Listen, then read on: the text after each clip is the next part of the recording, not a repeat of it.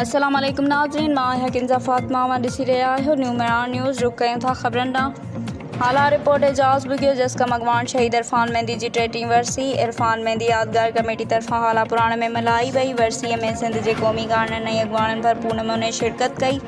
शहीद खे पेटा पेश ॾींदे संदसि मज़ार ते गुलनि जूं चादरूं चाढ़े क़ौमी तरानो पढ़ी शहीद इरफान मेहंदी लाइ दुआ कराई।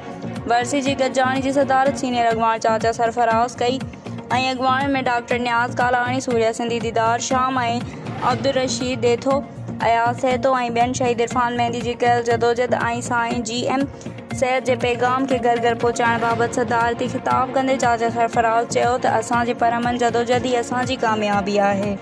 तव्हां ॻाढ़ो झंडो खणी सैद जो पैगाम सिंधी क़ौम ताईं पहुचायो ऐं मंज़म थी पंहिंजनि सफ़नि खे मज़बूत करियो। उहो ई पैगाम हुयो इरफान मेहंदी ऐं सैद जो असांजे परमन तहरीक जारी आहे ऐं जारी रहंदी।